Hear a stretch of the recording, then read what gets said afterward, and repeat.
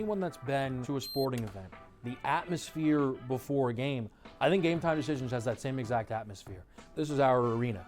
This is what we do. There is going to be an energy to Game Time Decisions that you will feel night in and night out. The excitement you get when you lock your bets in, when you're figuring out what you want to do, we can zone in on the biggest games each night. I want this to be the place that people come to before the games start so they feel as ready as possible to lock in their cards. We are going to hit every single one of those markets that you need to know about. We're gonna go through every single thing, and I've got a great team behind me that's gonna help me get the job done. There is not gonna be a better place, I promise you, than Game Time Decisions to get that new information, react to it, and be able to then bet accordingly. We will have everything at our disposal, and we will use that to our advantage.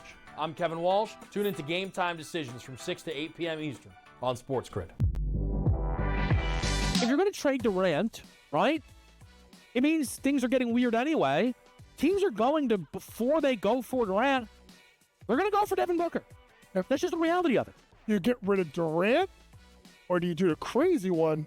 Because you're so far out of the West, you get rid of Booker because D-Book will bring you far more in a return. Betting above the rim. Only on SportsGrid.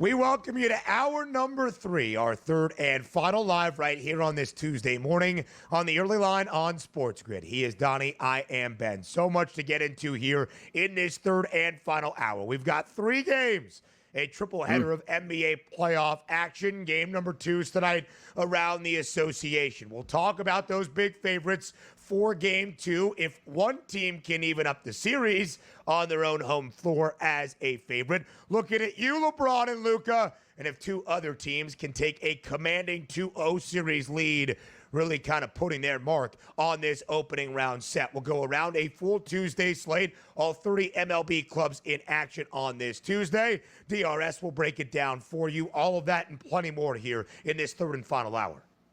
Yeah, and you're taking a look, too, at the NBA, who in the past had some of those first-round series be 5-game series. Imagine going down 2-0 in a 5-game series. The cream certainly can't rise to the top, you should say, after those short sets here. The 7-game series, there's not a ton of panic at 2-0. You just don't want to find yourself down 2-0 because you're probably, at that point, not going to win that series. So a lot of teams, that zigzag theory, need to show up tonight, or at least show up and say, we feel like playing basketball, Memphis. Do you feel like playing tonight, Memphis? We'll find out. Yeah, we'll see, right? They trailed by as many as 53 in the opening game in Oklahoma City. They lost that game by 51. And how many points did Shai Gilgeous-Alexander score? Only 15? That's not a very good sign for Ja Morant and Memphis. Speaking of that idea, DRS, the Thunder are booked as a hefty favorite to take a 2-0 series lead. The Lakers are a home favorite tonight, trying to even their opening round series against Minnesota. And although Damian Lillard is questionable, Indiana still a home favorite in Indy after winning game number 1 by 19. Which of those favorites are we trusting most tonight? That was the question to all of you in Fade the Public.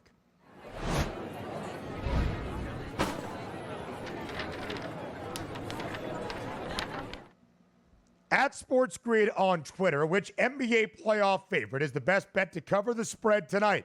The Thunder laying 14.5. The Lakers as a 5.5-point home favorite. The Pacers laying 4.5 against Milwaukee. And despite having the largest spread by far, backing them, DRS, the Thunder also being backed by the public. OKC, 14.5-point favorite. More than 50% of the public thinking the Thunder cruise to another very comfortable Game 2 win over the Grizz. And I am fading the public this morning at this point. Had you never heard of the zigzag theory? What you saw in game number 1 might not appear in game number 2. So for my money, I didn't take the Thunder minus 14.5. Matter of fact, I like the plus 14.5 on the Memphis Grizzlies to show up in this basketball game, enough to keep it close around double digits. My vote actually went to the Los Angeles Lakers. Why? They can't afford to get down 0-2 in a series. The zigzag theory, which means that, yes, they were supposed to cover in game number 1 and win. They lost both of those, and I expect a cover by the Lakers at 5.5 to take down the Minnesota Timberwolves. And also, you know me, Ben, there's some conspiracy theory bones in my body where the NBA goes, yeah, the Lakers ain't getting knocked out round number 1 with Luka Doncic here. Make sure this is 1-1 before they go back to Minnesota. Everything. Put that in a big cauldron, circle around there with the big spoon, and that means the Lakers with a victory and a cover tonight. Pacers 4.5, they'll handle their business, but I wasn't even focused there. I'm focused on the Lakers getting the job done tonight, making it 1-1. DRS. I put my vote on OKC because I thought most of the public would be backing the Lakers.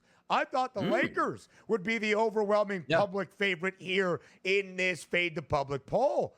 No, not so much, which gives me more confidence to lay the 5.5 with the Lake Show tonight, expecting them to even up this opening round series with home floor advantage against Minnesota. Now, you believe Memphis stays within this number tonight.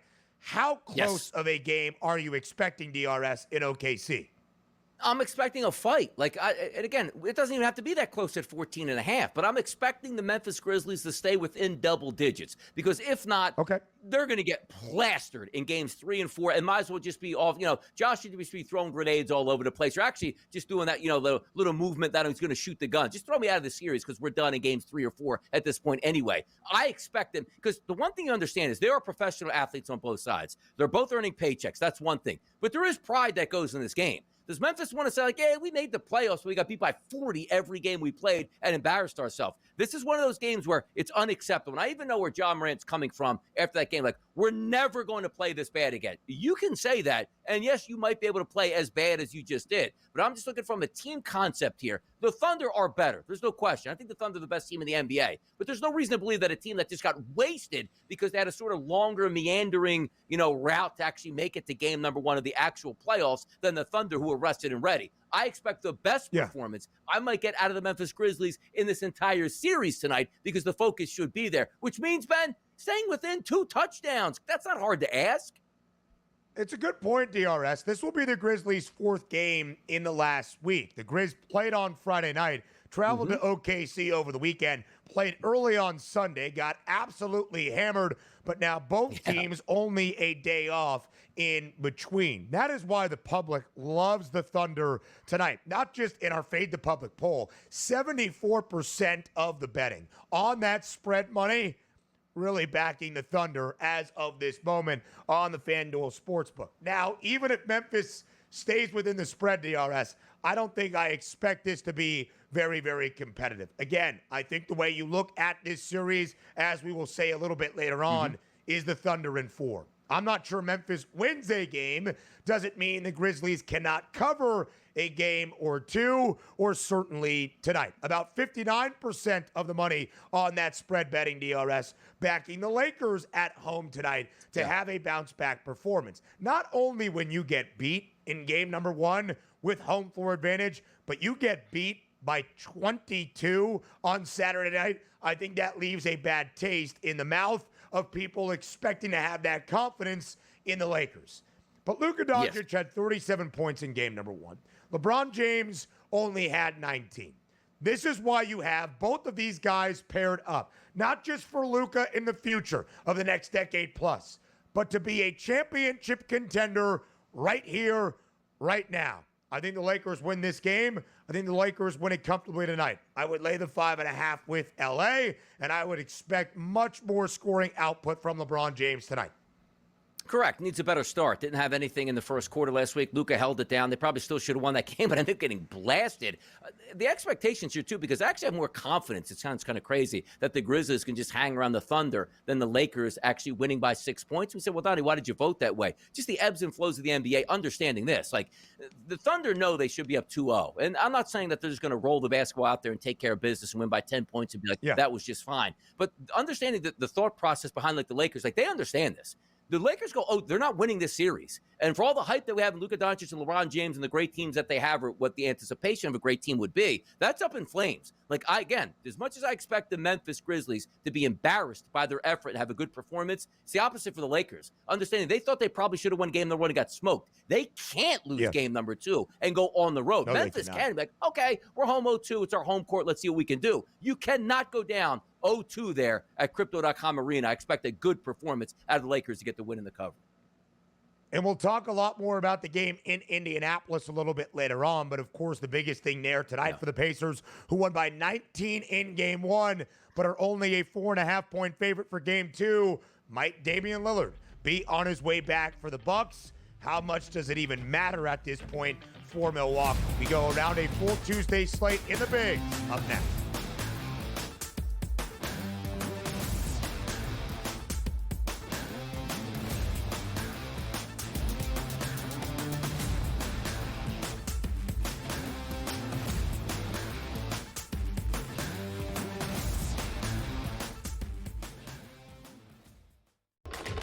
Enter into the magical world of McLuck.com, where even the smallest of spins can win real cash prizes. Adventure into over 1,000 of the best Vegas-style slot games. So what are you waiting for? Unlock your free welcome offer today. Join the fun where winners play and players win. Two guys that can do it all. Too much electricity this morning. This is a good time. We're having a lot of fun. I had to do a triple take. Ka-ching! Why? Because of parity. I didn't mean to offend. Yeah, it's not going to happen. Load management is a dirty word. Let him rip. You know what? Circumstances provide the results. What? How do you do this one? Oh, Donnie, you got such a good show there. A network that is booming. The Early Line, only on SportsGrid. Anyone that's been to a sporting event, the atmosphere before a game, I think Game Time Decisions has that same exact atmosphere. This is our arena. This is what we do. There is going to be an energy to Game Time Decisions that you will feel night in and night out. The excitement you get when you lock your bets in, when you're figuring out what you want to do, we can zone in on the biggest games each night. I want this to be the place that people come to before the games start so they feel as ready as possible to lock in their cards. We are going to hit every single one of those markets that you need to know about. We're going to go through every single thing, and I've got a great team behind me that's going to help me get the job done. There is not going to be a better place, I promise you, than Game Time Decisions to get that new information, react to it, and be able to then bet accordingly. We will have everything at our disposal, and we will use that to our advantage. I'm Kevin Walsh. Tune into Game Time Decisions from 6 to 8 p.m. Eastern on SportsGrid.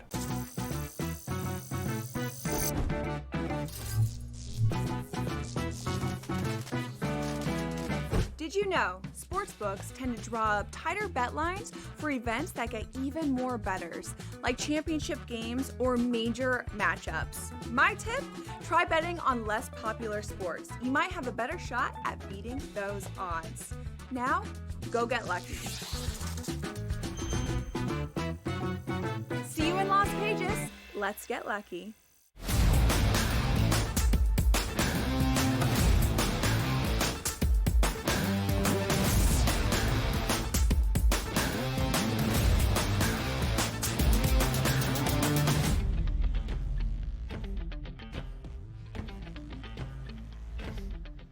A full Major League Baseball slate on this Tuesday. 15 games, all 30 teams in action on the diamond. In the final series already this season, in the regular season between the Cubbies and the Dodgers, begins today inside the friendly confines. A familiar matchup. Of course, they started the year with a short 2-game set in Tokyo. They met up in Dodger Stadium for a 3-game series. And now DRS starting today, a short 2-game set in the midweek between the Cubs and the Dodgers. Shota Imanaga makes his second start of the season against LA. Dustin May on the other side for the Dodgers, despite being in Wrigley. Los Angeles, of course, a favorite. Minus 126 on that money line.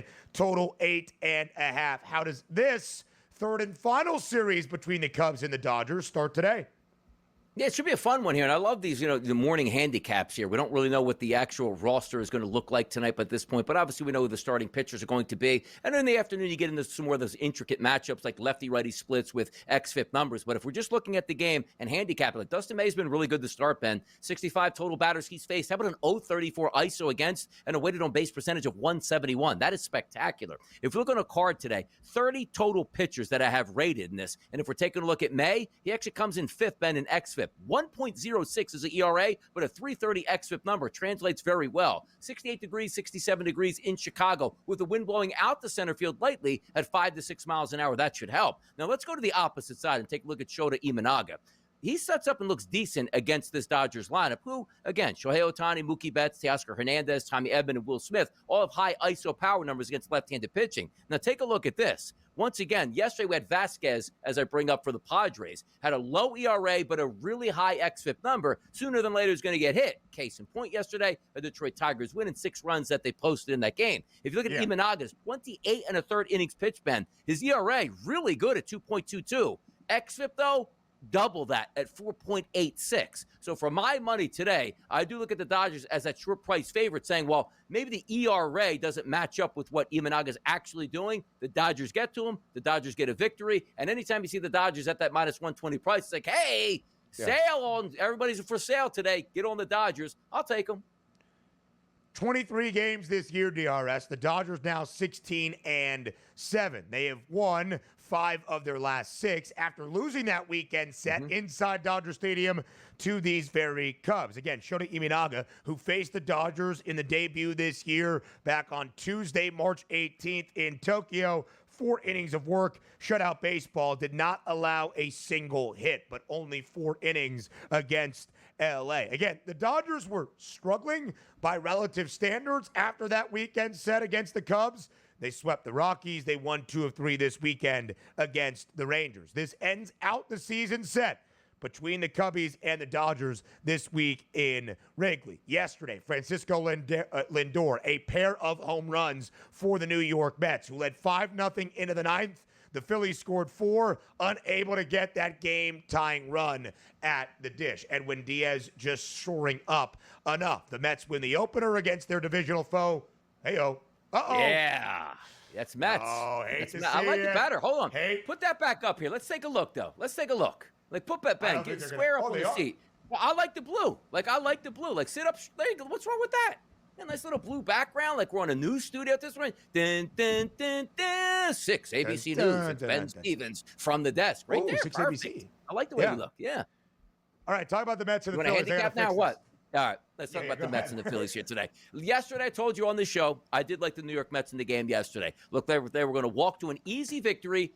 Didn't turn out that way because of that 9th inning, which then also blew the under in that game. I do think the Philadelphia Phillies are in for a bounce-back spot tonight because Christopher Sanchez has been really good this season. Last year was spectacular through 776 batters faced. This year, we're at the 100 marker here, which is great. So as we start to get some of these pitching statistics built up over April and May, you get a better feel for the rest of the season. But looking at those 101 batters Sanchez has faced, a K rate of 31%, that's great. You take a look at a walk rate under 6%, that's fantastic. A total ISO of 161, which is right about average, but a 308 weighted on base percentage, which is below average. You like to see that. Also on the season, out of the 30 pitchers today on the card, I have Christopher Sanchez with his xFIP number, Ben, at number 2 overall through 24 and a third innings pitched, an ERA of 2.96 and an xFIP of 2.55. That is spectacular. Now, on the other side, you're still going to get a pretty good pitching performance out of Griffin Canning. Last year, not so good. This year, a little bit better, but he has struggled with right-handed batters, which would mean Trey Turner lineup, Nick Castellanos, maybe a JT Realmuto or an Alec Boehm, who has struggled to start this season. But Canning hasn't been too bad either, Ben. 21 innings pitched this season, a 3.43 ERA and a 3.64 xFIP number. So a slightly better pitching performance than I'm expected for the Phillies in a bounce-back effort. I like the Mets last night. I like the Phillies tonight with Sanchez as the favorite on the mound.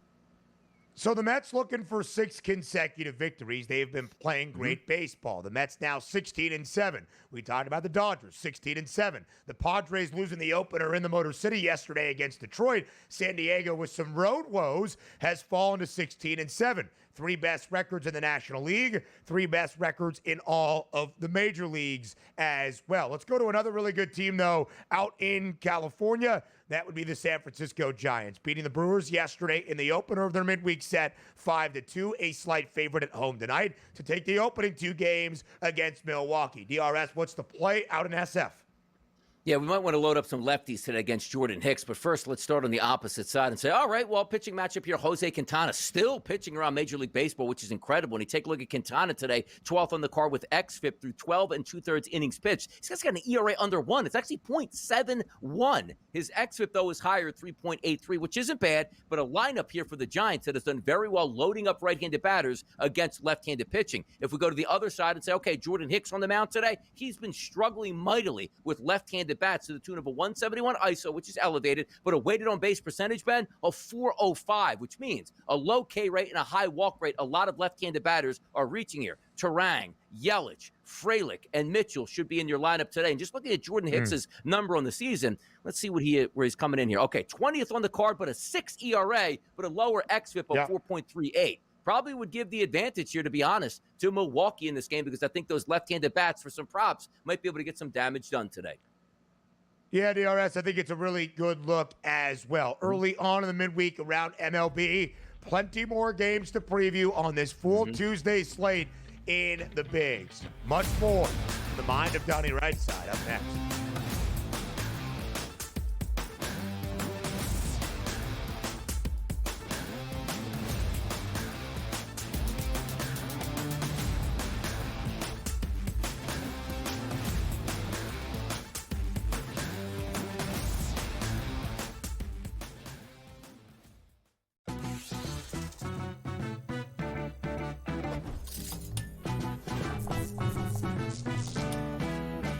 Vegas knows how to celebrate. If you're headed to Vegas for your birthday, plan ahead to get all the birthday freebies the city has to offer. Just by showing your ID, you could get free cash play, scratch cards, drinks, and food at various venues on the Strip. Now, go get lucky. See you in Las Vegas. Let's get lucky. Okay, what tools can you use to measure those things a bit? And that's where you have like force plates and 3D motion and launch monitors, things like that. But that's all just sort of like measuring what's happening. That doesn't necessarily explain why one guy's really good and another guy's not really good. And that's where there's still kind of like this ongoing, how do you like continue to do research to understand that better? And I think that's going to last well past my lifetime. The Smiley Show, only on SportsGrid. Hasn't been a ton of indication that Cleveland is even looking at anybody outside of Travis Hunter. The Giants, yes, have worked out Shedeur Sanders. I do think there's going to be at least 3 quarterbacks taken in the first round. Not because they deserve the first round, have a first round grade on them per se, but the fact that you get the extra year of control, somebody's going to slide into one of those 30, 31, or 32 slots and grab a quarterback. The Early Line, only on SportsGrid. King of the featherweight division for the BKFC, that is King Kai Stewart, who is joining us now, still the champion of the featherweight. Though he did get dominated, he was still throwing big shots. He landed a lot bigger shots on Palomino than he did me, and I wasn't really impressed. Palomino's getting older. He is definitely a former GOAT. He has done amazing things in this sport, but it's just my time. Only on SportsGrid.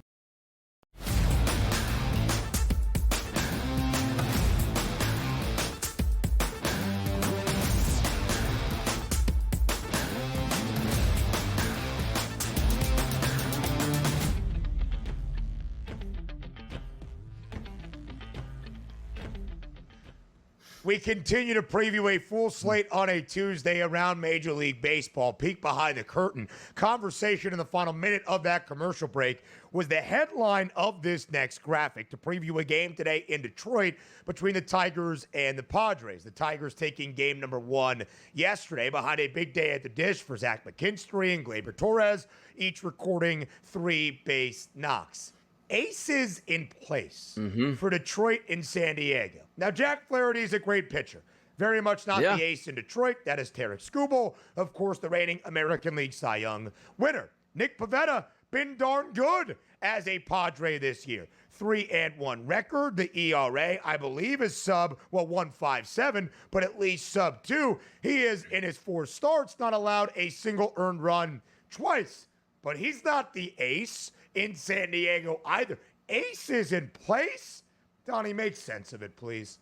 Yeah, let's see. We can extend the boundaries of what an ace actually is, because if there's 30 pitchers on the card today, you actually have 2 top 10 xFIP pitchers on the mound today. So you could say top 10 pitchers in Major League Baseball. Maybe they could be aces today. Pitching Pavetta's out there. There you go. Look, man. San Diego's got pitching Pivetta out there. Don't ever disrespect that guy because he came from the Philadelphia Phillies lineage here. He's actually had 23 innings pitched this year, Ben. How about a 1.57 ERA and a 3.11 xFIP number? You take a look at the lineup today for Detroit, which I liked immensely yesterday. There are some guys with high weighted on base percentages here, but not enough power in my mind. I think Pivetta is going to be just fine on the mound today. By the way, temperatures in Detroit, 64 degrees, light winds blowing in from right field, so not really insignificant. You'll take that in Detroit at this time of the year. Jack Flaherty's on the mound, who you take a look at last year was sensational. This year's through 21 1/3 innings pitched, Ben, a 2.53 ERA and a 3.59. You look at the roster today for the Padres, which we usually like. This looks like a shell of its former self. Like, yes, you have Tatis, Machado, and Bogarts, but other than that, it's Gavin Sheets, Ornelas, Gonzalez, Iglesias, Wade, and Diaz. Doesn't seem like too much offense is coming today in the Motor City. Give me the under in this game as opposed to a side. I think both of these pitchers will do very well today. Listen, are the Padres in danger of being called a home ballpark merchant? 12-1 in San Diego, but now 4-6 on the road. They lost the weekend in Houston, but avoided the sweep against the Stros. They dropped the opening game of this series against the Tigers. Let's go to Cleveland. Rematch of the ALCS from last postseason continues. The Guardians taking game 1 yesterday, 6-4. The Yanks caught some life late, but that was really it. A big day for Jose Ramirez, 3-run shot in the third, followed by the very next pitch by Kyle Manzardo, who hit a solo shot as well. Guardians won the opener 6-4. Today in Cleveland, we've got a matchup between the Guards and the Yanks, where the Yankees, despite having Will Warren on the bump, are a slight favorite, even though Cleveland sends out Tanner Bybee. DRS total 8.5 now. Is the right side favored in the land?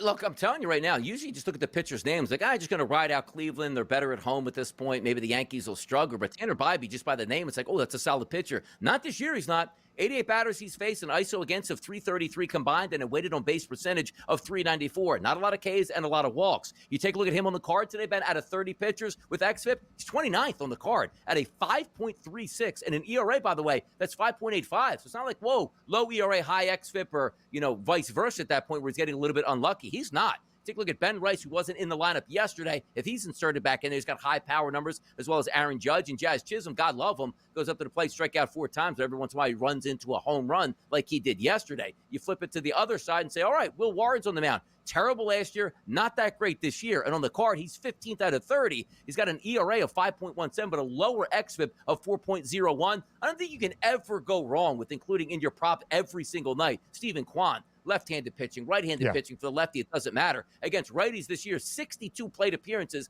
a 226 ISO, a weighted on base percentage of 433, a K rate under 10%, and a walk rate above 10%. He's been everything they've asked for here. So I look at this and say, you know what? Will Warren should be okay in this game, and the Yankees should be able to hit Bybee. Why not go with the Yanks in a bounce back tonight? Tanner Bybee is the de facto ace right now for the Guardians as they await the return of Shane Bieber. Was supposed to be the opening day starter, had a couple of stomach problems. Believe me, Tanner, I can relate. Against divisional foes and really just one team, the Royals, he has been sensational this year. Has not allowed a single earned run in his 2 outings against KC. Against everybody else, allowed 7 against Baltimore, allowed 6 against the Angels. The Yankees do not play in the American League Central, so maybe we do see some offense today in the land. All right, that does it for our Major League Baseball previews. Solo mission at ADRS on the money line or no? We don't know. We never know. There's that answer. All right, maybe some more previews coming your way on TFL. TEL returns next.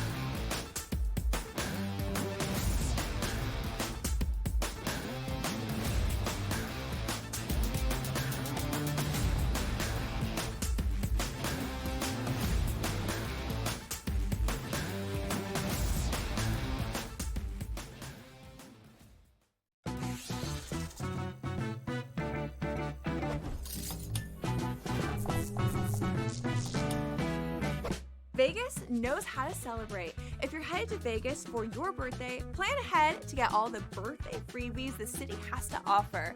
Just by showing your ID, you could get free cash play, scratch cards, drinks, and food at various venues on the Strip. Now, go get lucky. See you in Las Vegas. Let's get lucky. Okay, what tools can you use to measure those things a bit?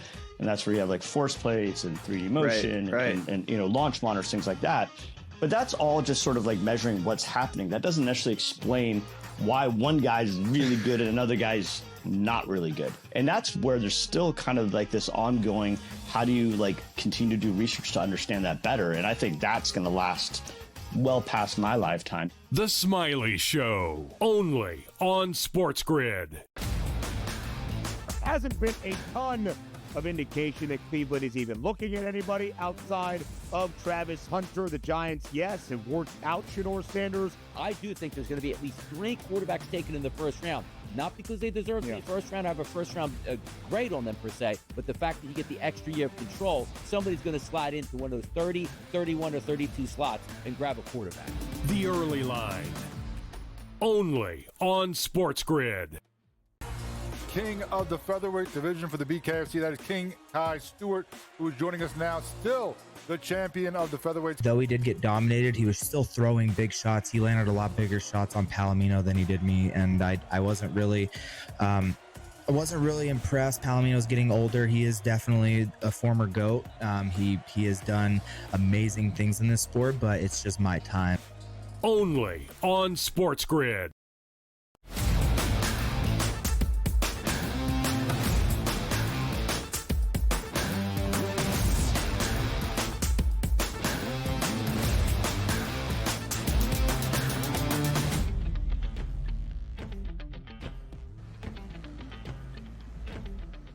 Three games tonight in the NBA playoffs, a triple header of game twos to get you ready for here. He is Donnie, I am Ben, your two premier NBA handicappers, even in the postseason, live right here on the Early Line. Game number 2 tonight in Indianapolis between the Pacers and the Bucks. Indiana winning game 1 rather comfortably by 19 points, 117-88, and easily covering as a 5.5-point favorite. Only a 4.5-point spread in favor of Indiana despite being at home again tonight, DRS. Is that because Milwaukee cannot go down 0-2 even as they get ready to return to the Pfizer Forum?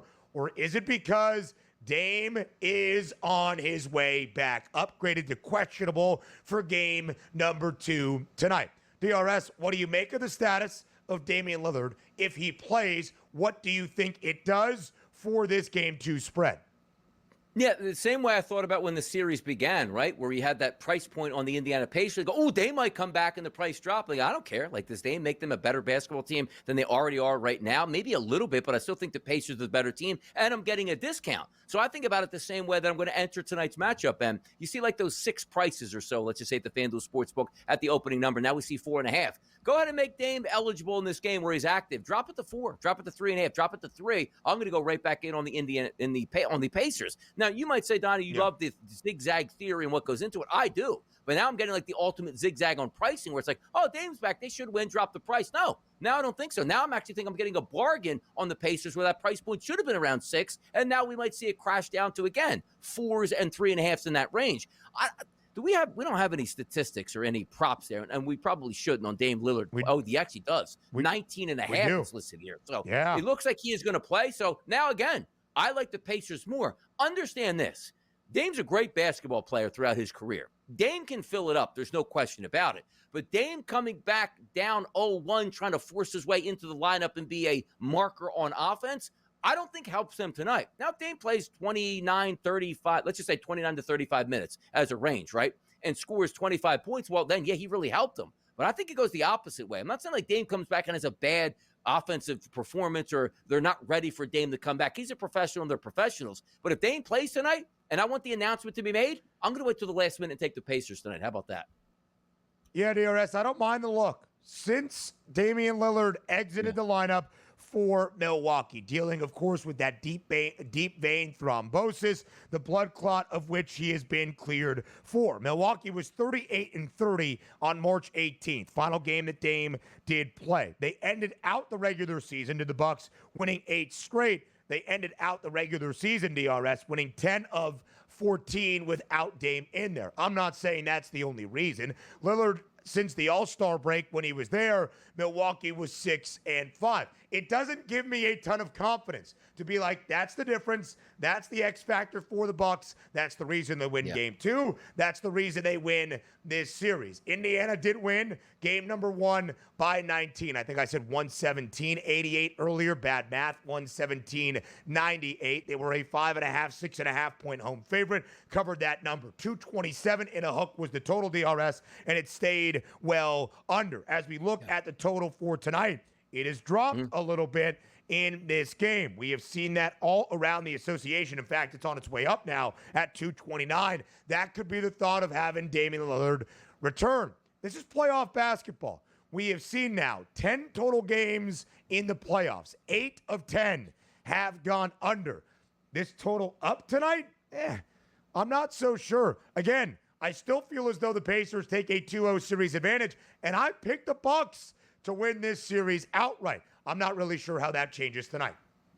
Yeah, no, and you're right about that, too. In the playoffs, you're always leaning more towards the under because of that ratcheted up intensity throughout the game itself, and particularly in the fourth quarter, and maybe even so tonight, where you don't expect Milwaukee to have a free-flowing game. The reason why I say that is they can't afford that. Like, hey, let's get up tempo and whatever happens, happens. Like, no, you have to win this game. You can't go down 0-2 in the series. And the same way for Indiana. Indiana's not thinking about this like, whew, all right, Ben. Oh, we got away with game number 1, won that easily. No big deal if we play a little bit late. No, they understand the importance of we can't now lose home court advantage, so the defensive intensity should still be there. Dame or no Dame, I still think the Pacers are a better team. So I think the Pacers win tonight with Dame on the court. I think I'm going to get a better price than what I had early in the day or what the opening number was for last night before we thought Dame Lillard might play here tonight. That's my thought process. But I think I'm with you on the total. Can they get to 229? Yes. But the odds say that we're not looking at a 75-61 halftime score tonight, which easily puts you on pace. We're looking more for defensive efforts, which means typically in the playoffs, Ben, not a lot of runouts, not a lot of lackadaisical, 3-on-1, let them happen. Like, you're hustling back there to maybe get the hard foul or at least get yourself in place so they can't get an easy bucket.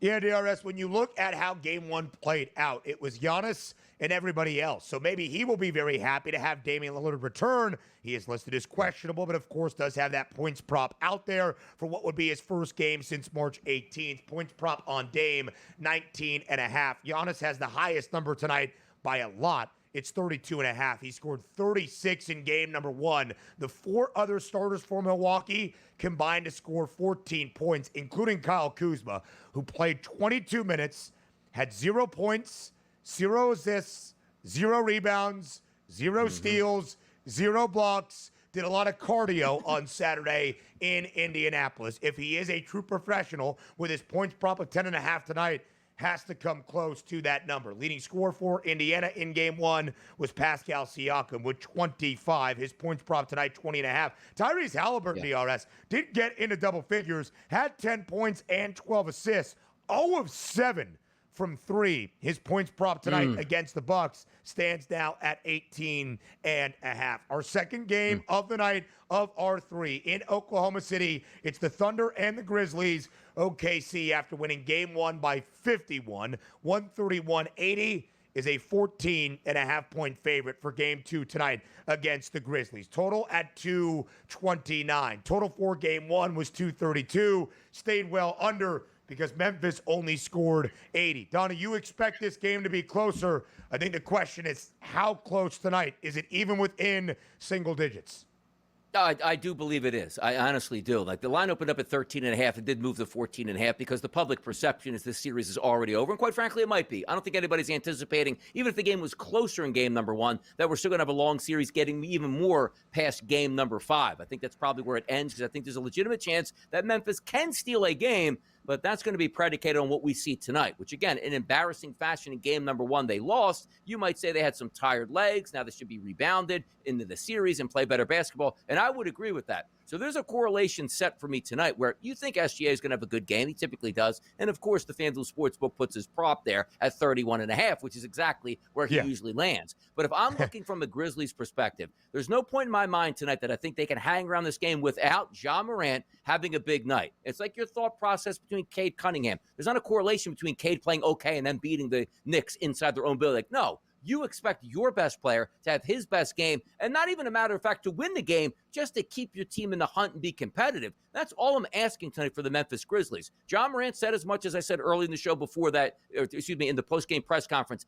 we're never going to play that bad again. Do you know what that means? The onus is on Ja Morant, which he could come out in this game and score 35 points. They can still get beat by 35. So I love Ja Morant. 22.5 over at a minus 104 price. In my mind, Ja can't have 13 points and 10 assists and 9 rebounds and then hang around. He's got to be in the mid-20s. I think that happens. So I will take Memphis getting 14.5, but also that correlation of if they hang around, Ja's having a good game, and he's in the mid-20s tonight for me, Ben. 17 points, the only Memphis starter on Sunday in Oklahoma City who scored in double figures. Zach Edey has been good, but just 4 and 9 in his playoff debut. His points prop tonight, 8.5. You need more from everybody. Desmond Bane's points prop, 18 and a hook. We thought maybe, just maybe, DRS, after only scoring 15, again, not much needed out of SGA on Sunday's romp of Memphis, that maybe that points prop would drop to 28.5. Still at 31 and a hook. I do think Shai Gilgeous-Alexander has a higher scoring output. And frankly, if this game is closer, he'll need to be out there and do more. More about the NBA playoffs comes your way next.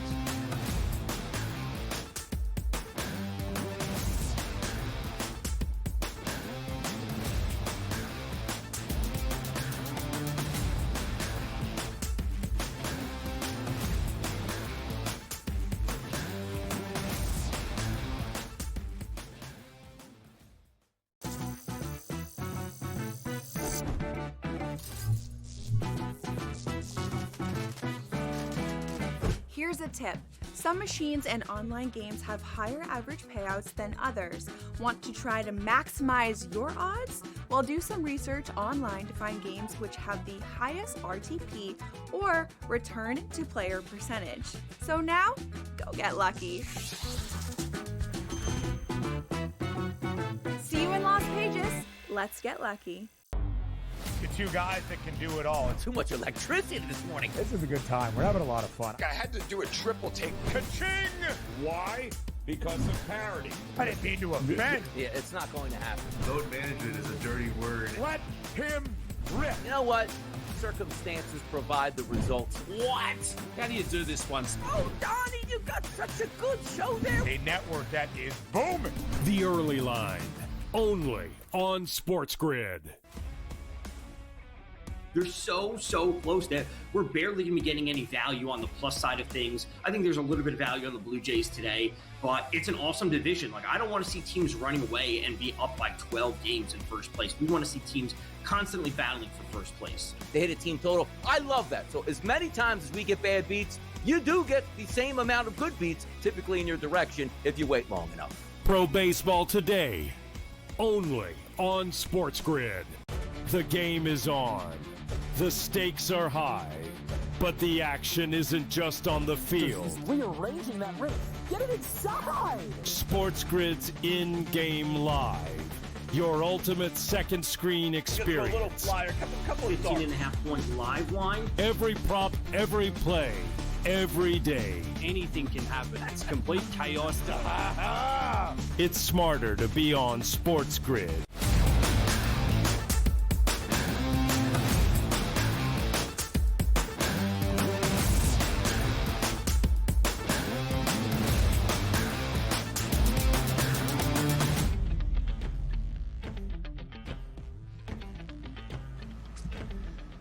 Live right here on this Tuesday on the Early Line on SportsGrid, continuing to preview Game 2s in 3 spots tonight in the NBA playoffs. DRS, just to quickly finish up what we are going to see tonight between the Thunder and the Grizzlies. OKC, 14.5-point home favorite against Memphis. Oklahoma City is the best cover team in the NBA, 67.5%.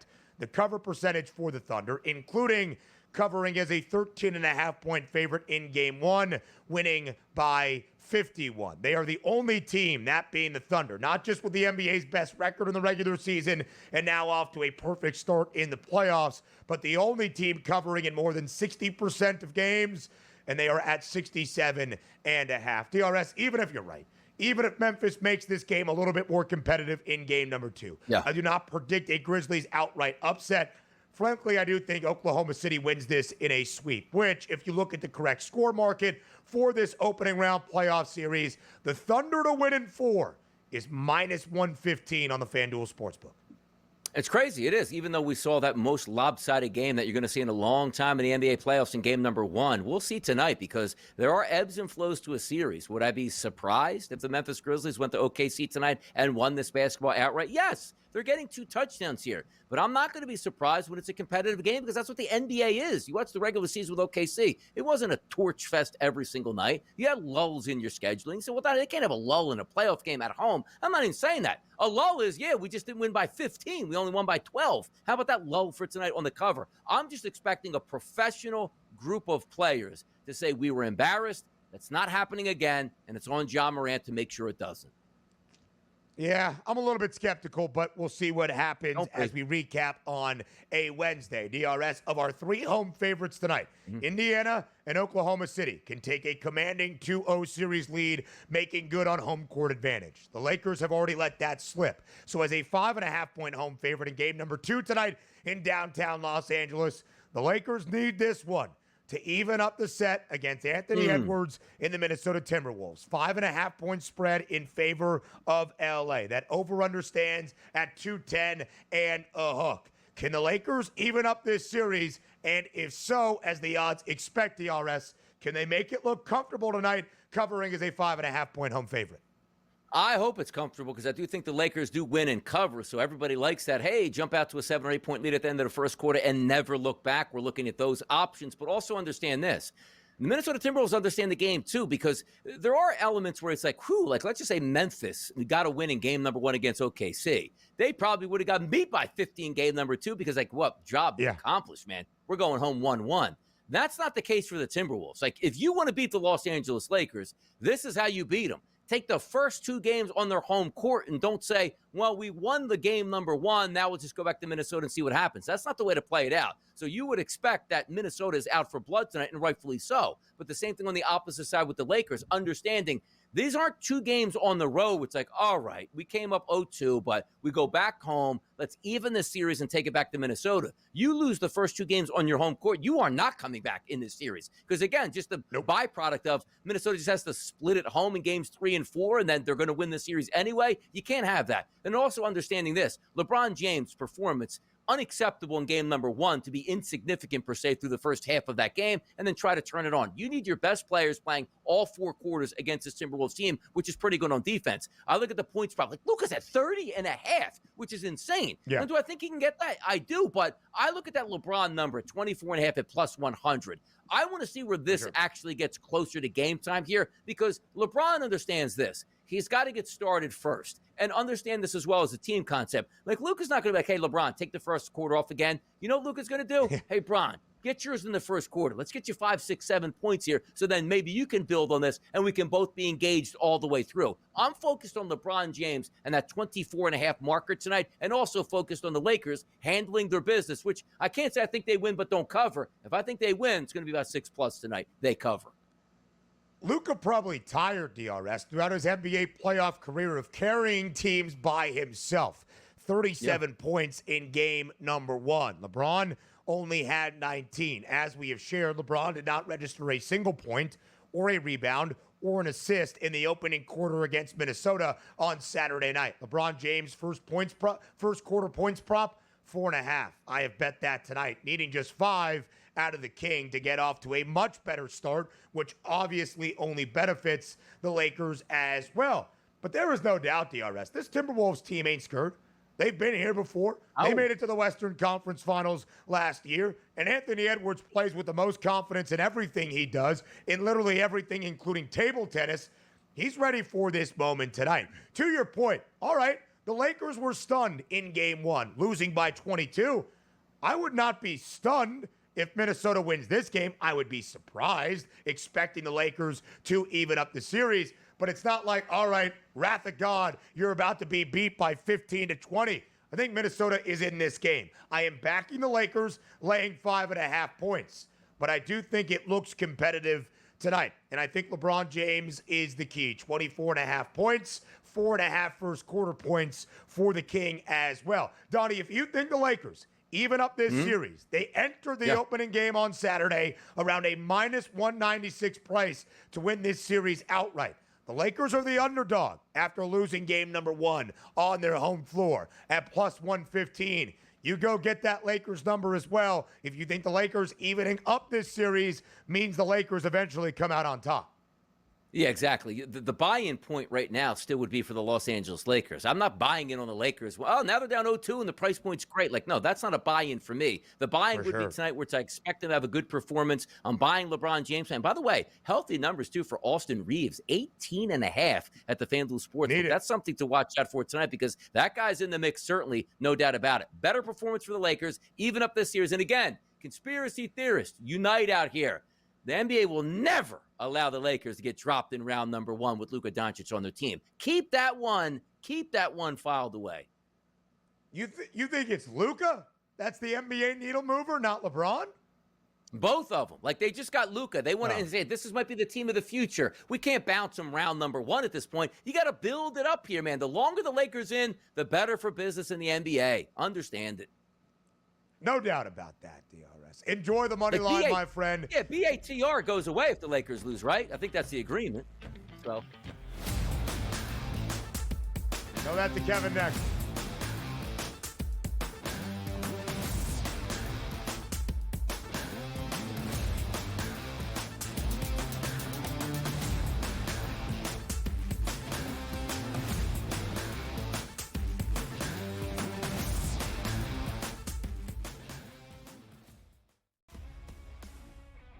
They're so close that we're barely going to be getting any value on the plus side of things. I think there's a little bit of value on the Blue Jays today, but it's an awesome division. Like, I don't want to see teams running away and be up by 12 games in first place. We want to see teams constantly battling for first place. They hit a team total. I love that. So as many times as we get bad beats, you do get the same amount of good beats typically in your direction if you wait long enough. Pro Baseball Today, only on SportsGrid.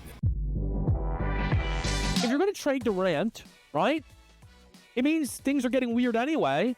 Teams are going to, before they go for Durant, they're going to go for Devin Booker. That's just the reality of it. You get rid of Durant, or do you do the crazy one? Because you're so far out of the West, you get rid of Booker, because D-Book will bring you far more in a return. Betting above the rim, only on SportsGrid. 11 times now without a major, 14 times at the Masters. He finally has the green jacket. Rory McIlroy. The best sporting event so far this year. It's better than the Super Bowl. It was better than the NCAA tournament. It had ups and downs. It had roller coaster rides. It had history, legacies. It had everything you could ever possibly want. Pharrell, Coast to Coast, only on SportsGrid. Two guys that can do it all. Too much electricity this morning. This is a good time. We're having a lot of fun. I had to do a triple take. Ka-ching! Why? Because of parity. I didn't mean to offend. Yeah, it's not going to happen. Load management is a dirty word. Let him rip. You know what? Circumstances provide the results. What? How do you do this once? Oh, Donnie, you got such a good show there. A network that is booming. The Early Line, only on SportsGrid.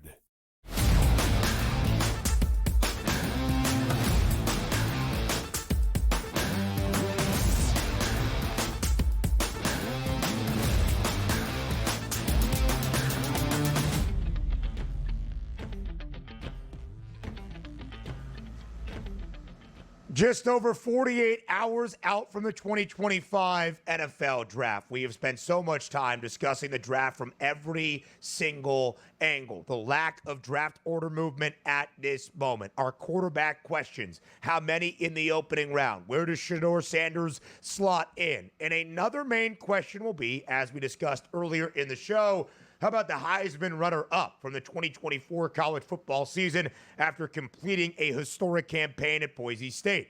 Where does Ashton Jeanty go? Is he a top 10 pick?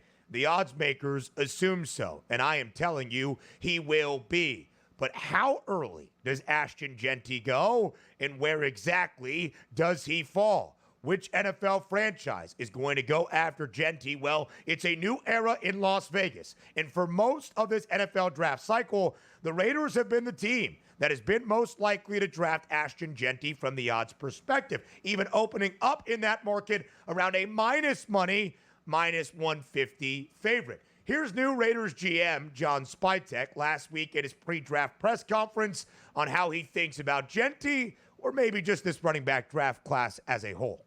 I'm going to be careful about talking about any specific player, but more broadly to the running back question, I mean, we just saw Saquon Barkley just change the Eagles in one year. Now they had a great team around him, and it was adding an elite player. And I think when you sit where we sit, I mean, the idea is to add elite players at any position, and I don't try to devalue any certain position. I mean, there's times in games where there's nobody you'd rather have than the best kicker in the league too, right? I mean, in that moment, so.